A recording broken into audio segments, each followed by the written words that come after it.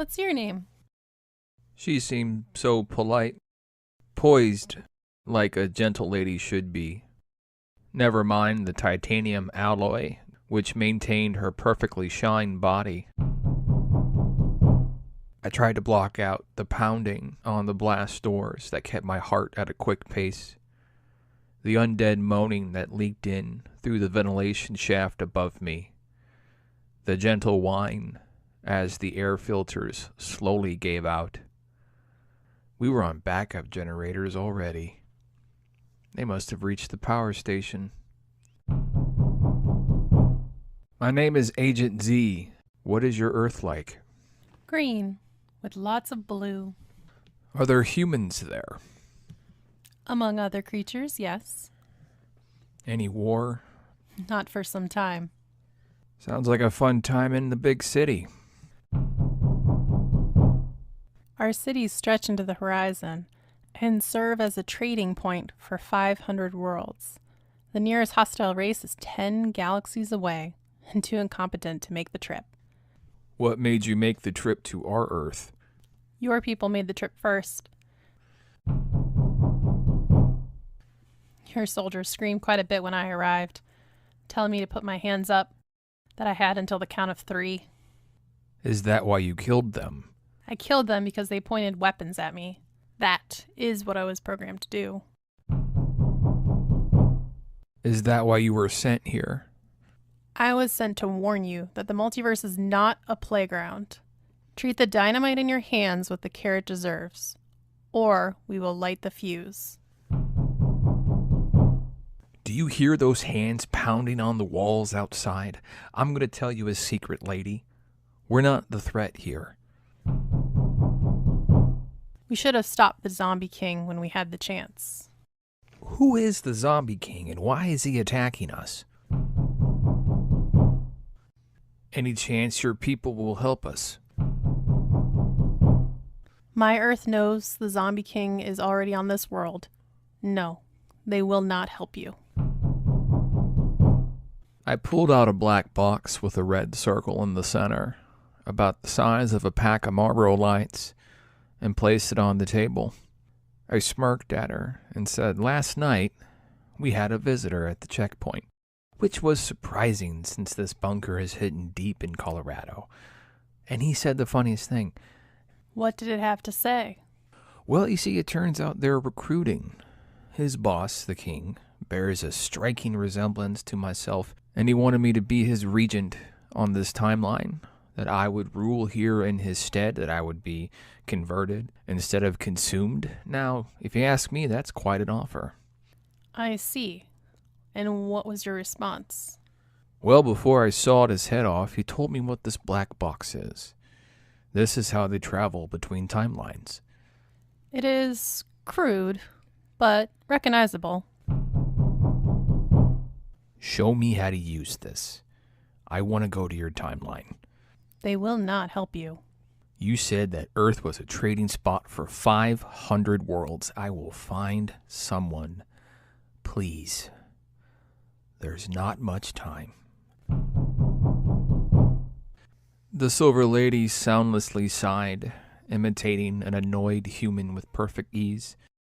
Never thought I would annoy a robot the way I did my ex-wife, and her mother, and my mother, now that I think about it. But while I was thinking about it, the Silver Lady reached across the table for the black box, faster than my reactions. A wire released from her wrist, joining with the black box. Here, I've made it simple for someone like you to understand. All you'll have to do is press the big red button in the center, and it'll take you to where you need to go. She held the black box in the palm of her hand, presenting it to me. I took a deep breath, snatched it from her hand, and pointed it to the wall. Pushing the big red button in the center, a bright, shining vortex opened, shimmering with a blinding rainbow. And then the pounding on the blast door stopped. No! They were in the compound. I turned to the Silver Lady and said, No! "I'll be back." No! No, Ah! you won't. I ran toward the portal and jumped in backwards, just as the doors broke down. As the portal closed, I saw his face. My undead face. The face of the Zombie King.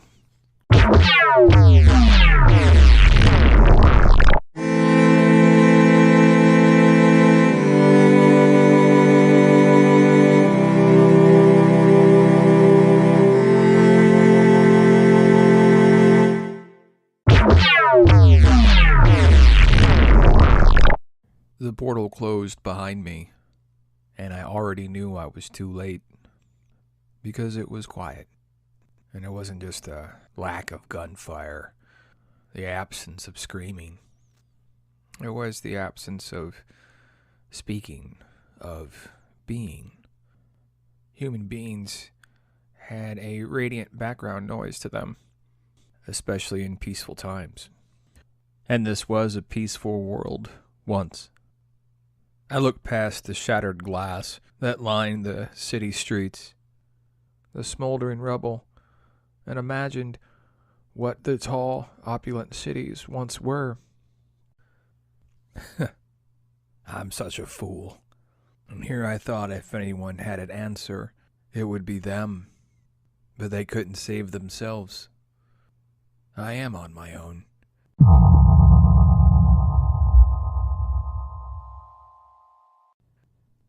And the days after my portal closed, it was almost like a vacation. The food printers were still running. All of the homes were warm. Anything you could want was there. It would have been more fun if it wasn't so quiet. If there wasn't the smell. This world, like many others, had fallen victim to the gospel of the zombie virus that tore through the multiverse. And as I wandered those lonely city streets through the days and nights, I couldn't find a soul until I saw a large building with glass walls.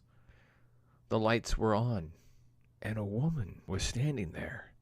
A beautiful brunette locked eyes with me and smiled. I could see the shimmer in her body, in her eyes. At best, she was a hologram. But my desperation for human contact told me that didn't matter. So I walked up to the first wall I saw, smashed a window, and walked in to say hi. Hello, stranger. What can I do for you? Hi. Where is everyone? Please repeat the question? When I got here, there was no one.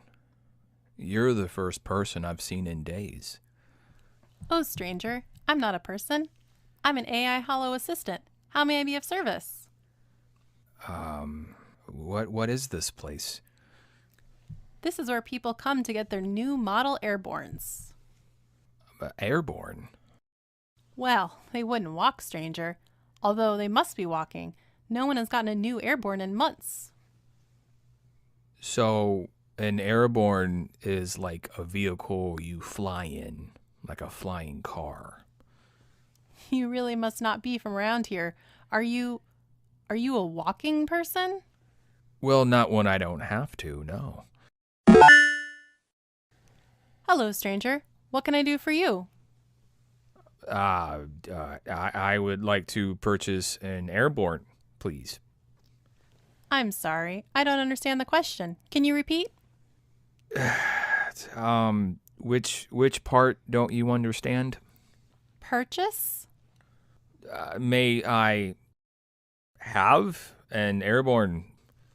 Of course. What sort would you like? Well, I don't know. I've never flown a airborne before, so. Oh, well, I hope you know we welcome everyone at our store, even persons who walk. Please wait for my manager. They know how to speak to your people. I doubt your manager's coming. Your whole world is dead. What does...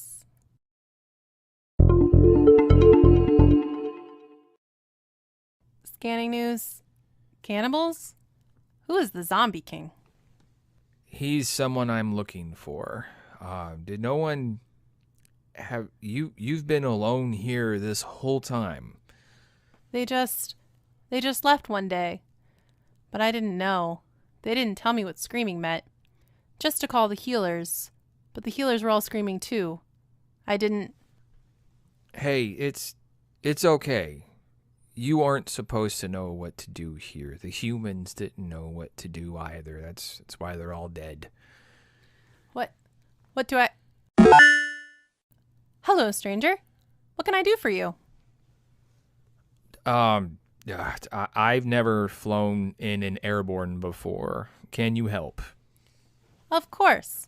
Would you like to wait for my manager? You know, I think you can handle it. I followed the shimmering, pleasant-looking AI to what looked like a floating Cadillac convertible with its wheels stripped off. We have several custom options to fit your busy lifestyle. Tell me, do you have any human offspring? If so, how many and what is their weight in liquid grams?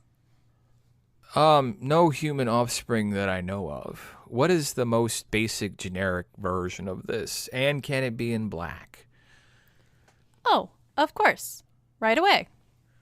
The AI pushed a button on the left side of the floating car, and a steering wheel formed in front of the driver's seat, along with twin pedals for stop and go at the floorboard.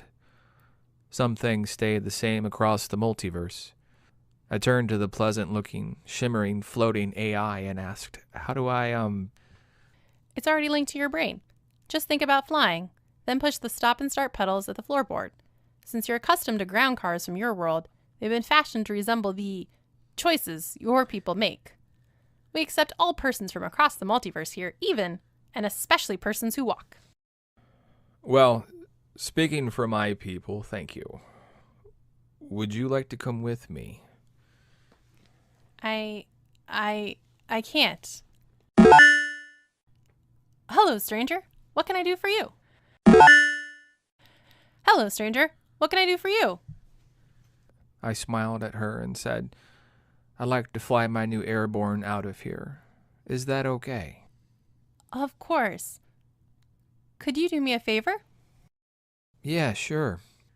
Could you power me down? How do I, You have to ask me to power down. I can't ask myself now, can I? All right. Could you power down till your manager gets back?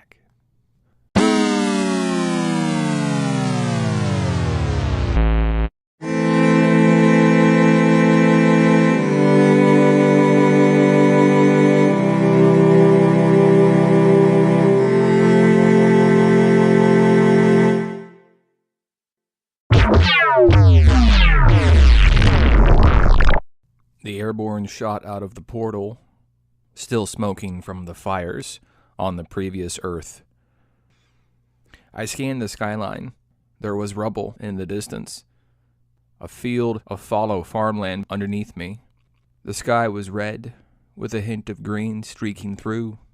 It was morning in the Midwest. My co-pilot sat next to me, a beautiful hollow projection of the voice inside my car. She wore blue jeans and a hoodie, her dark brown hair pulled back at a bun, her smile algorithmically designed to put me at ease, her laugh calculated to ease any tension in the room. She made gallivanting through the multiverse in search of a zombie king seem like fun. Like life had only been this. Hard to believe it's only been 6 months. Do me a favor and scan for any radio broadcast. Let's see if anyone's still alive. I'm not picking up any radio signals. Hey, I got a surprise for you.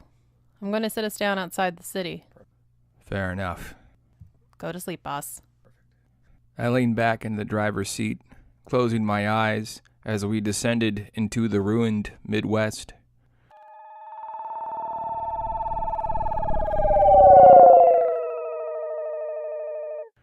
I opened my eyes and looked to the left. 20th century American houses, white with picket fences, filled my view as they lined a dirt road. A light turned on to my right, with the simple title Diner proudly displayed with bright white lights above the main door. A red neon sign sprang to life, proclaiming to the ruined earth that they were indeed open. As I walked in, I turned to the beautiful brunette standing behind the counter. She wore a simple black diner dress with white trim lining the outfit, shimmering with holographic greasy spoon grime and the fluorescent lights that flickered throughout the empty diner. Ambient background voices spoke like ghosts from the past through the speakers in the ceiling. A light scent of cigarette smoke lingered throughout the establishment. I smiled. She remembered my birthday. Happy birthday! Thanks. This is... How did you... This is the sort of place you grew up in, right? My mother worked in a place like this.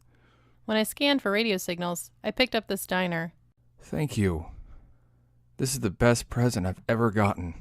What's for breakfast? Spaghetti MREs. Yeah, that feels right. All the protein powder in the back got wet, so the food printers won't work. But we don't have to deal with giant killer wasps, so there's that. Well, it's good to be positive. The shimmering brunette walked into the back of the diner. I looked around and saw a familiar face on the wall. It was Winston Carmichael, his face caked in condiments, a smile reflected in the woman standing next to him. Nicole, they made it work on this world too. Old friends? On my world, they were soldiers in my platoon. We all met on deployment. He saved her life, and she made him a better man. And they had a little boy, and they named him after me. What happened? I killed him. Well, not him. The zombie Winston. He was the one who came to recruit me on my world. The night I left, he showed me what the black box was, and he didn't beg when I killed him. And I think he came there that night so that I would, I could still smell his blood on my hands. But then I remember what happened to the Winston and the Nicole from my world. And I looked for them. But when you couldn't find someone, that usually meant only one thing. And then as my eyes unfocused out from the far distance of 1,000 yards, they locked with her eyes. Those brown eyes. And then she put her hand on my shoulder. I'm glad you found me. You're not alone. We got each other. I smiled, pulling myself out of old memories. She was getting good at that. I followed her to the counter, where my MRE had been neatly prepared in the 3D printed plastic trays. The tray divided into 3 sections. MRE spaghetti in the center section, the potatoes au gratin in the side cup, like a gentleman would, and a cup of steaming hot MRE coffee in the steel canteen cup, completing the trio. 5-star dining on a dead earth. You let me know if you need anything else, sweetie. I'll be right back. Then she walked to the back of the kitchen, complaining to a non-existent cook, and completing the illusion of the diner. She was a good woman. I told you 30 minutes ago there was a table of 6 waiting. 30 minutes! What is the holdup? If we manage to kill the zombie king, I'll probably marry her. Oh, okay. I doubt she's gonna talk, so I'll just prep you, but can I get you guys to...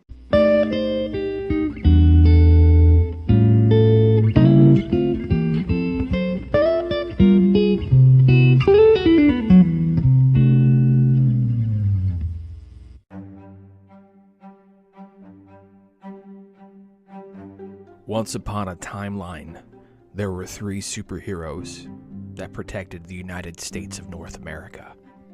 They were called the American Squad. Their leader, a man named Rage, he had a bit of a temper about him. He was good with a sword. The second in command, a woman named Strength. Well, she was good in a fight. And then there was the brains of the operation, a man simply known as Intelligence, who was smart enough to marry strength, of course. They were based out of Indianapolis in the great compound known as the Foxhole. And then one day, the three heroes awoke to find themselves in a mysterious white room. Their leader, Rage, looked out the window and saw aliens. The American squad were prisoners. Using teamwork honed over years of combat, they fought and overcame the alien captors and discovered themselves on a moon base. That same base had been used as experimentation, as preparation for an attack. For you see, those aliens were creating zombies on the moon. The American squad rescued who they could and ended the undead existence of the ones they couldn't. With the civilians safely evacuated, intelligence enacted the self-destruct system in place on the moon base. Once they got back to the Foxhole, the mayor of Indianapolis told them that they'd be welcomed home with a ticker tape parade.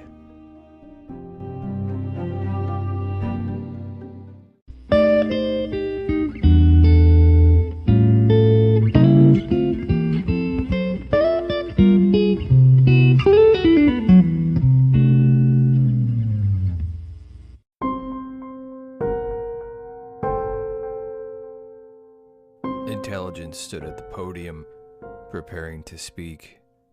He was given a script, but he could probably wing it. He was good at that.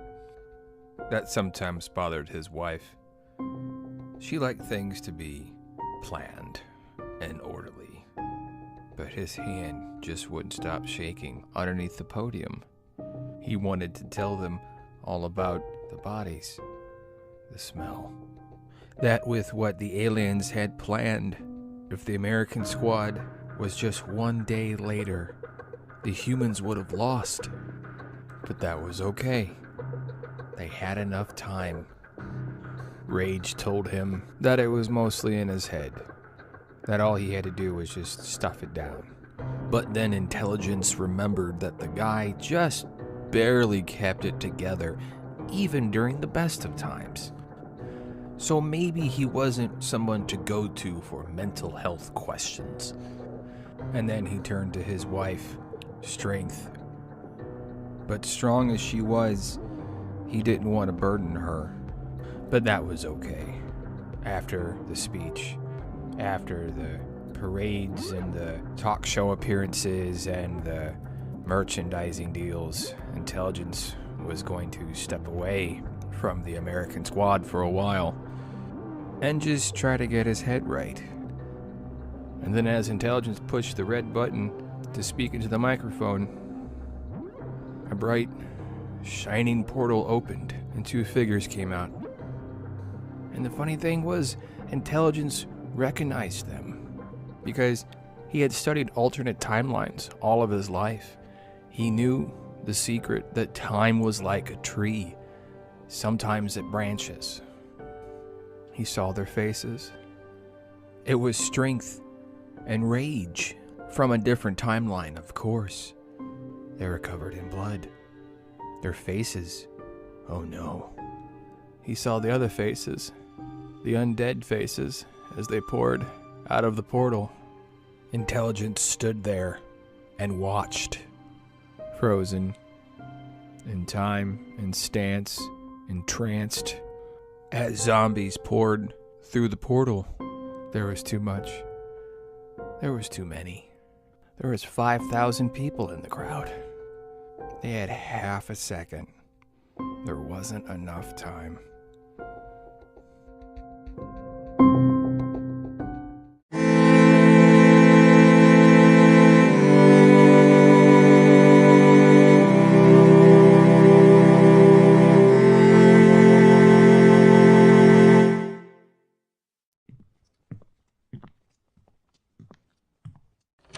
Hello, stranger.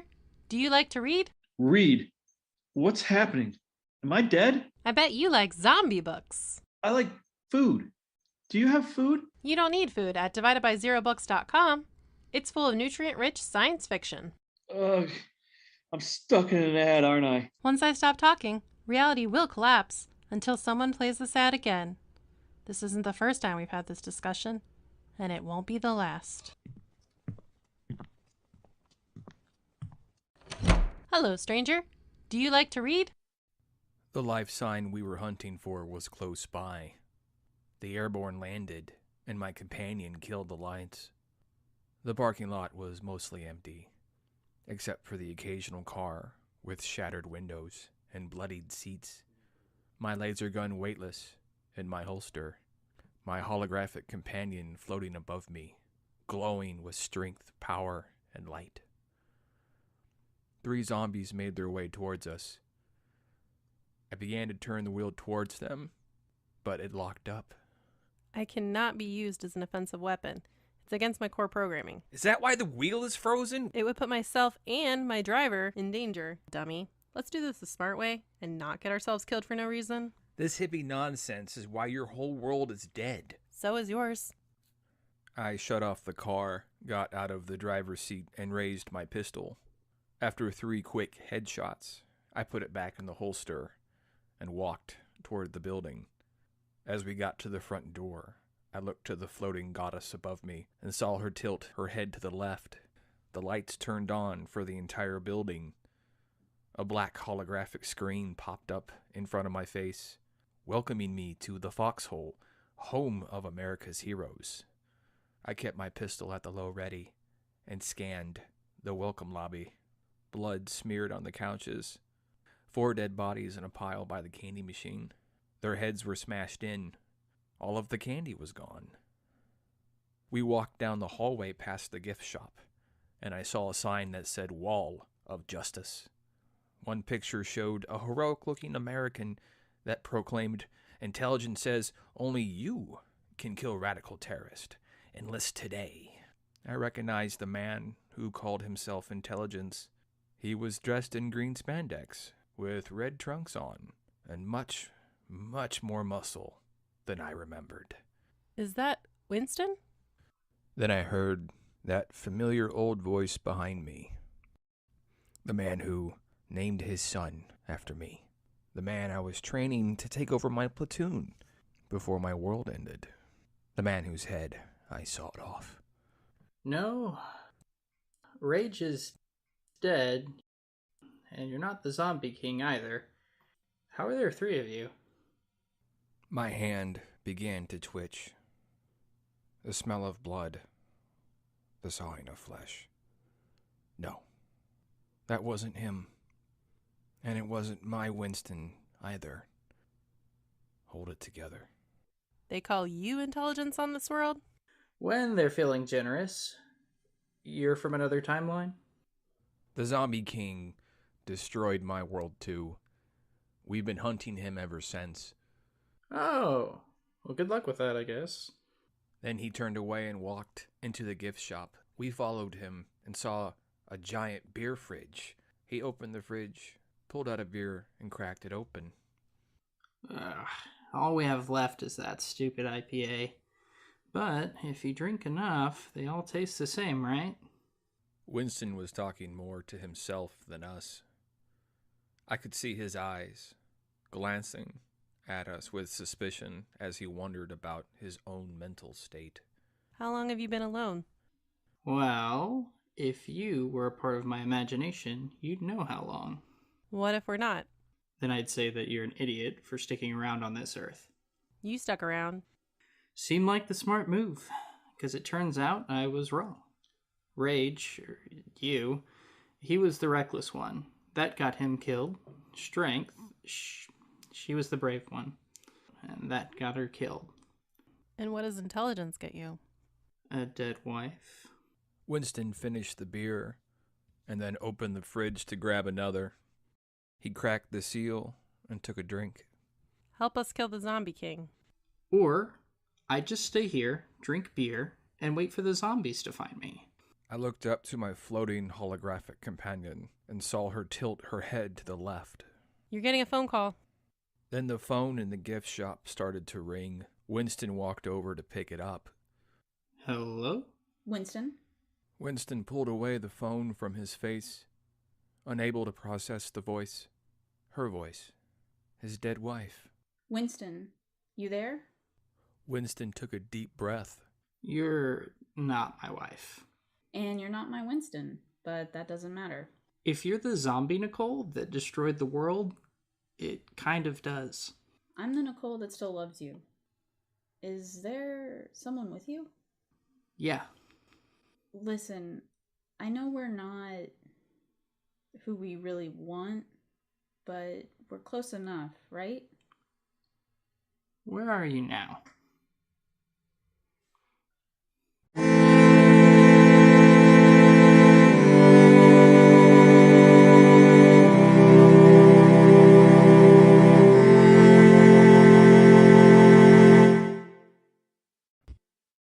Winston sat next to me, riding shotgun and looking forward. His face was stern, but that was a mask.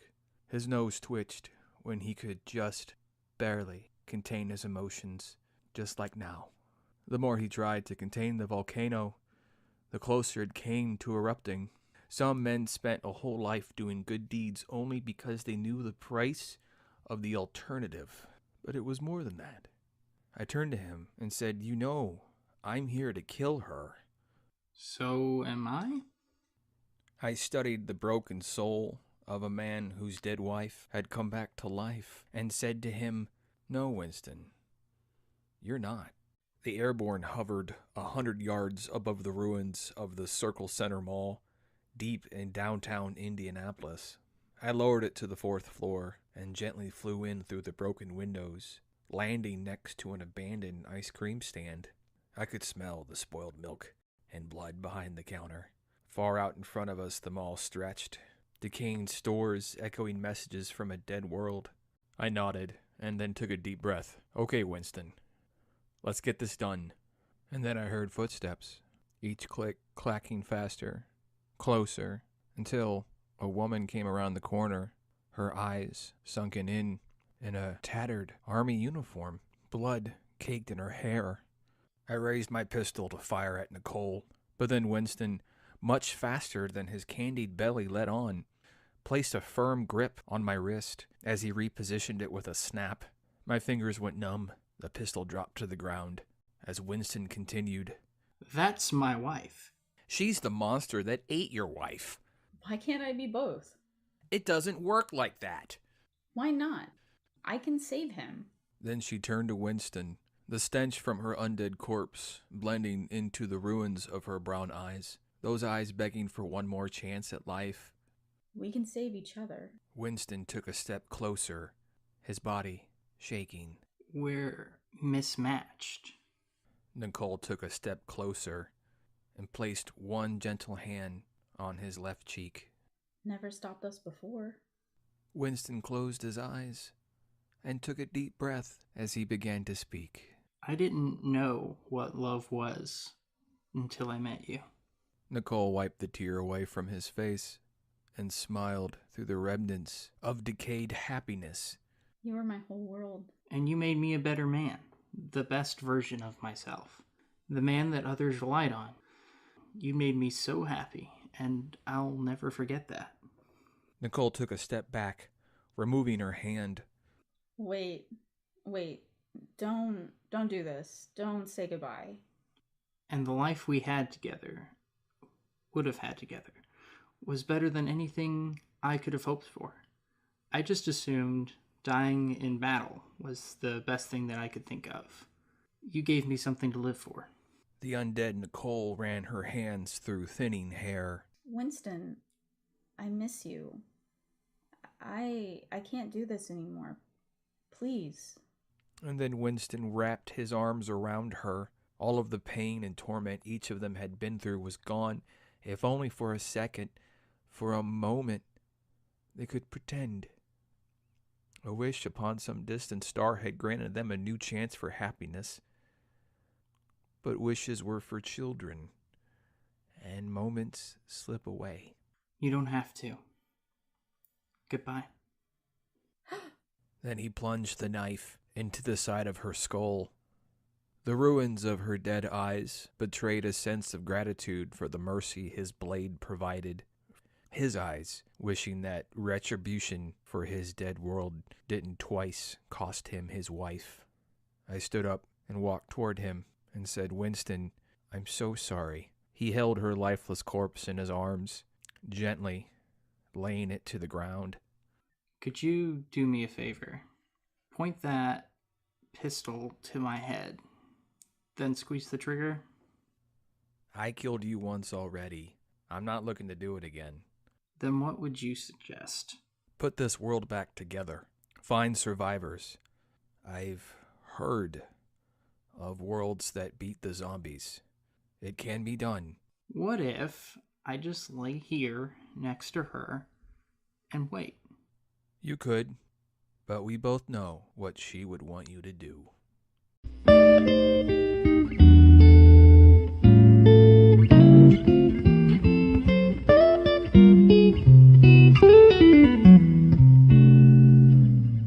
Hello, stranger.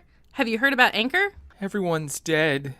Can you help me? Of course. Anchor's free, and it's the easiest way to make a podcast. What are you talking about? They have creation tools that allow you to record right from your phone or computer. Oh no, I am all alone. With Anchor, you're never in this alone. Anchor will distribute your podcast for you, so you can be heard on Spotify, Apple Podcast, and many more. I felt the life drain from her body. You can make money from your podcasts no matter how many listeners you have. And then her eyes opened, and she bit me. It's everything you need to make a podcast, all in one place.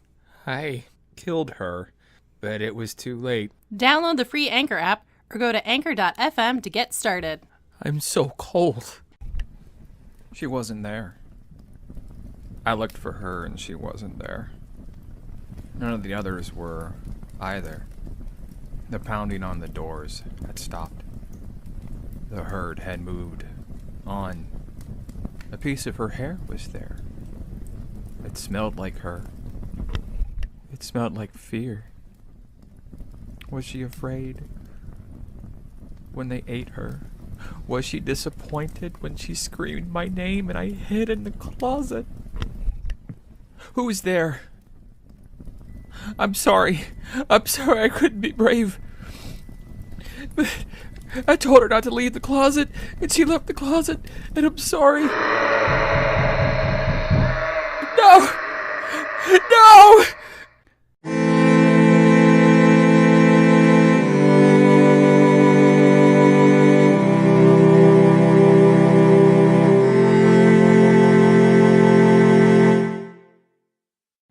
It had been 3 weeks since we landed on this world.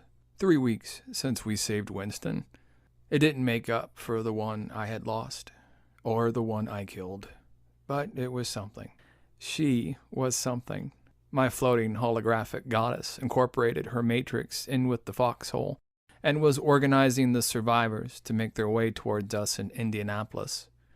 The superhero compound would be big enough to hold 200 souls, along with an additional 5,000 in cold sleep. Enough to start again, if we wanted to. If we were up for the task. I wasn't sure if I was anymore. My hands kept shaking, especially during the briefings. We have a problem. We picked up some tachyon energy readings yesterday by the stasis tanks. A stasis tank in row 7 is failing. Could it have been like mice or something? We did not detect rodents, only the energy reading. Wait, tachyon readings? Didn't we pick those up a couple worlds back? Isn't that what happens when someone from another timeline's trying to send you a message? It did cause the multiverse portal on Mars to explode, yes. I looked down, and my hand kept shaking more. But I tried to focus. I tried to focus on the good things, on the floating holographic goddess in front of me. And I asked her, "Didn't you have something you wanted to tell us?" I picked out a new name yesterday. My new name is Gypsum. It was fitting. I couldn't remember if I had told her how amazing she was. We had 12 souls come in today. Survivors out of Norfolk. They'll be the first group to come in, but they won't be the last. We've got 3 more groups inbound. 36 souls total. Intel, can you get lodging ready? Intelligence nodded quietly, writing frantically in his book. After merging with the mainframe, I've been able to understand everything. I can see far across the multiverse, observe timelines that make no sense, see worlds that no human ever will. Some of them move faster than others, some of them slower. I saw the end of the world and the beginning of time. But no zombie king. Not yet. Call me when you find him, I said, standing up and walking out of the briefing room. My hand kept shaking all the way to my quarters. I couldn't do it anymore. This wasn't working, so I had to figure something else out. And I was going to stay in my room until I did.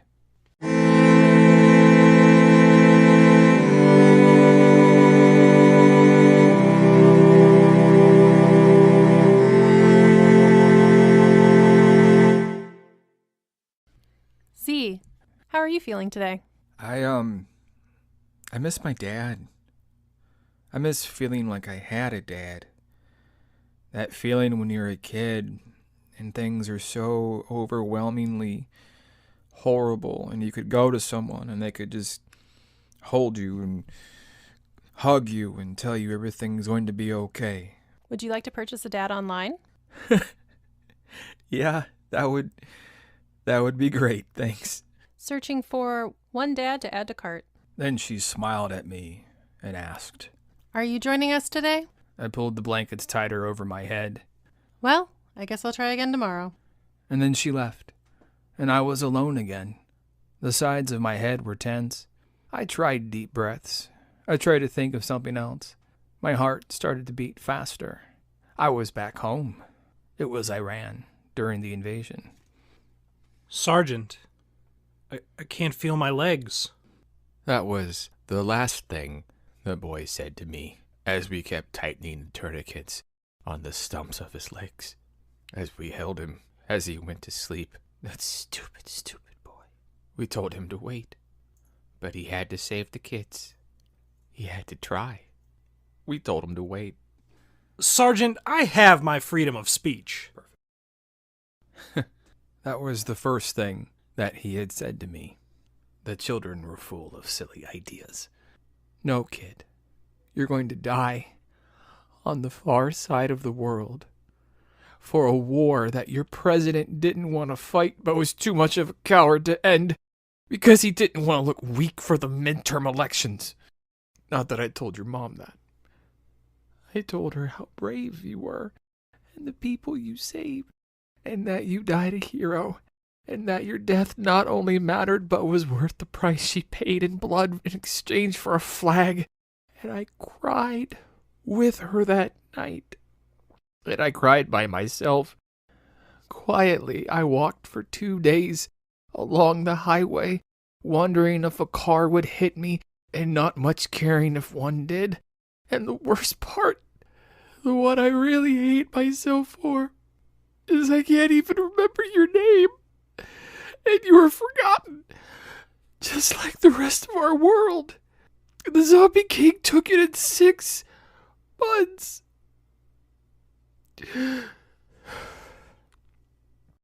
Killing him was the only thing that mattered anymore.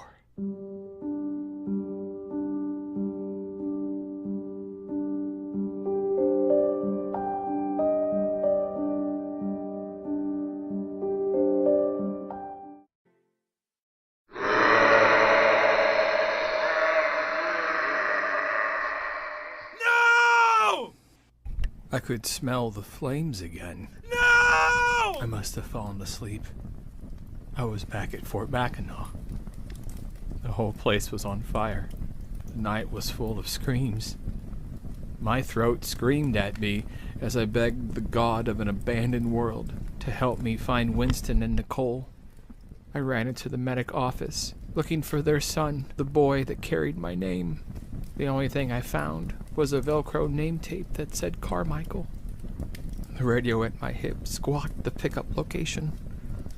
Only 10 minutes left till the final flight to the Rockies. Every other night I get on that helo and I leave them behind, but not this time. They won't be forgotten, not with the rest.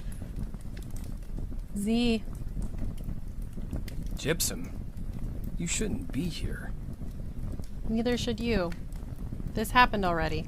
You can't change it. Stay here, with me.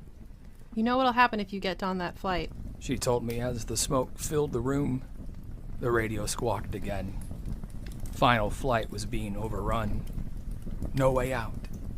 Z, this isn't your fault, and you dying with them won't make anything better. I'm done. No, you're not. What do you suggest? Live. For me. For the survivors on their way. For the chance to kill the Zombie King. You're the best chance we have. Come back to us. Come back to me. I love you, Z. And then there was a loud beeping and a crash as I pushed the alarm off the nightstand.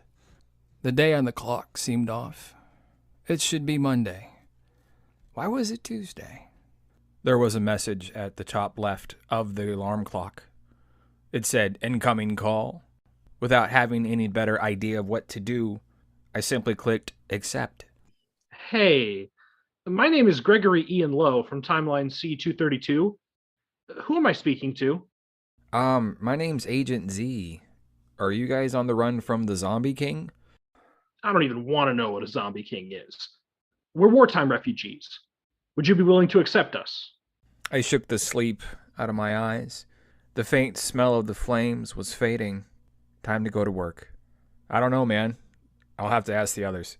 What others? And then I hung up on him and stumbled my way Into the kitchen in search of toast. I took 2 pieces of bread and placed them inside the toaster. You know, carbs are making you fat. Why do you keep eating toast? The toaster asked me that question.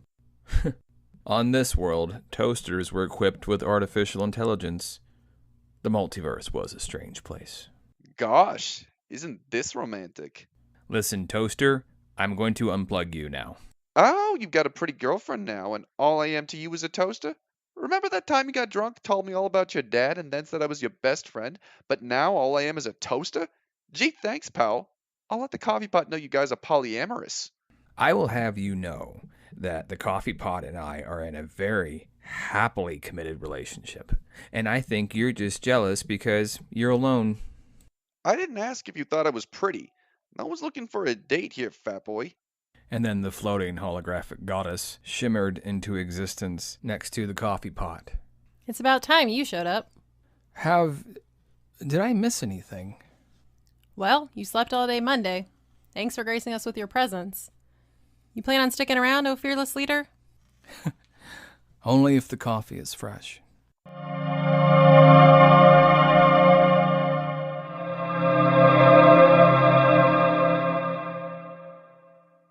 Meg, you were one of the performers in Agent Z and the Zombie Slayers. Can you tell us a little bit more about your role?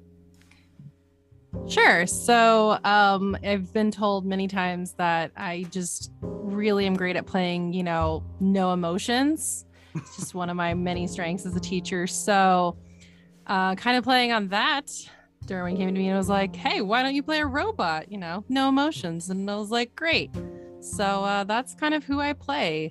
My character is in the world, has a knowledge of what's happening, but is not really affected by it. Is still pretty much plays to the programming, being very upbeat, because she was created to be a helper, to help people buy products, and just navigate things. So isn't really, too affected most of the time by, all the devastation, and is kind of this, I'm a good foil for Agency, who's, very deeply impacted and devastated by a lot of what's been happening in this world. Yeah, there's definitely some very funny moments where your character just is so oblivious to that awful suffering. But something that I think is really interesting about your character is that even though you are an artificial intelligence and you are not a human, is that there is some growth throughout the series. You even eventually pick a name for yourself, that name being Gypsum. So, and it also seems that by the end, your character really grows to care more about Agency. Can you tell us about that development? Although she's designed to help, she spends more time with Agency, and over time does start to kind of care for him, just because I think we don't see a lot of her life before this time, but I imagine she has people coming in and out that she's helping people, and then not really seeing them again, calling people strangers. Yeah. Is kind of her MO in the beginning. So kind of like, because everyone's a new person, so just like having that kind of placeholder for people, and then suddenly, she's with this one person the entire time. She does start to, go beyond her initial programming of just like, oh, I'm just here to help this person, and starts to like see this person interact with the world. I like to think of her a lot like Janice from The Good Place. Like is that's kind of who I think I based a lot of it off of, because she's a helper, but does have her own arc and growth, and does definitely start to really care about the human characters in the story. So similar to that. Yeah, I think that's a really good comparison. So, shifting the focus back onto you, how did you feel about voice acting? And is it something that you enjoyed? Would you continue to pursue that in other projects? What are your thoughts on the craft of the voice? I think it's, I've definitely learned a lot. This was my first foray into any kind of voice acting. In really much acting at all. I did a little bit of acting in middle school, and I was, like every side character you can be in The Sound of Music. That didn't have a speaking role. So that was, my intro to acting. And then I, always enjoyed theater, but did a lot of the background stuff. So this was a new challenge for me, but I think that, I did enjoy this part specifically. And again, it did play to my strengths of, not needing to... No one expected you to give an Al Pacino type emotive performance.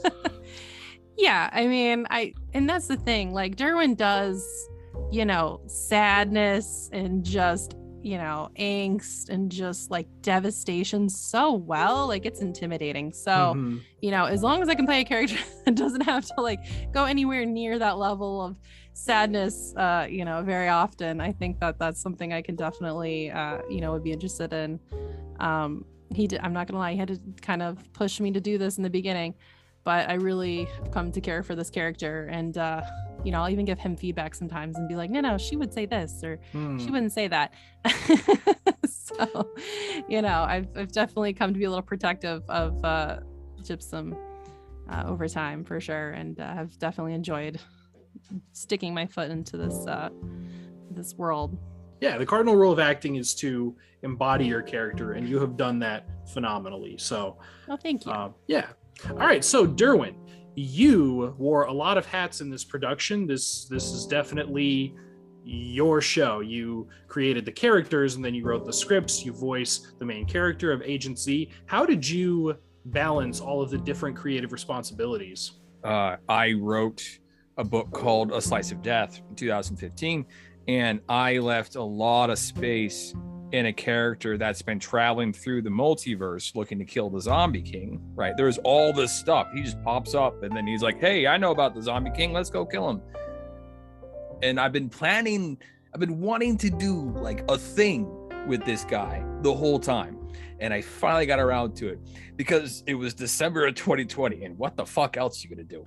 And the funny thing is that it doesn't tonally fit with the Slice of Death in the slightest, right? Like A Slice of Death is fun and funny, and it doesn't take itself seriously. Agent Z, the Zombie Slayers, is a sad, bleak look at a guy dealing with post-traumatic stress disorder, right? It is. Yeah. And that's kind of where I was at the time. And a lot of it was me working through, own sadness and trauma and stuff. And much like everybody else at the time was doing. And it doesn't even really focus on him looking for the Zombie King. I found myself more drawn to his emotional transition, his emotional arc, than any sort of broad, sort of like Loki, Doctor Strange in the Multiverse of Madness style, like multiverse crossover thing. That's where I wanted to start, but like the writer in me had to work through all of that stuff. At one point in Agency and the Zombie Slayers, he stays in bed for 3 days and is just sad. Yeah, Right? he wakes up and says, "Why is it Tuesday? Shouldn't it be Monday?" Yeah, he slept a whole day. It's about survivor's guilt. Agency and the Zombie Slayers season 1 is about survivor's guilt. And you got this guy who walked through fire and he managed to survive. And everyone he knows is dead. And no one he knew made it out. And they all died horribly. And he had to kill alternate versions of his closest friends who previously died horribly. And he got to watch the first time around. So you got this guy who just, the second things got stable, he kind of just shut down and he's like, I need to figure everything out. And then spoilers, at the end of Agency episode 3, he dies. He gets to the point where, you know, he kind of accepts that replaying the trauma in his head doesn't get him anywhere. And he kind of needs to accept what happened and process it to move on. And it's probably the most emotionally deep thing I've ever made. I'm very proud of it. And having my wife be a part of it was, she dies a motionless robot so well, right? And see, she says emotionless, but there's authority there. There's like the tone's kind of measured and controlled, but I know what she sounds like when she's annoyed, and she does that in the character with her acting. I know what she sounds like when she's flirty with me, and she does that in the character when she's acting. And we showed our friends a recent thing we did where I rewrote the Anchor ad, right? We have one ad on this show, and it's for Anchor.fm, and I rewrote it to where it's kind of her character as a hologram, as a commercial for Anchor, and my character got bit by a zombie and he slowly died and he thought she was a person, but then halfway through he realizes, oh, she's a hologram and he's gonna die all by himself while she talks about how great this website is. Yep, again, just oblivious, chilling for Anchor. I love it. It's the saddest, darkest thing I've ever written, and also potentially the funniest 40 seconds of audio I've ever created. I'm so proud of it.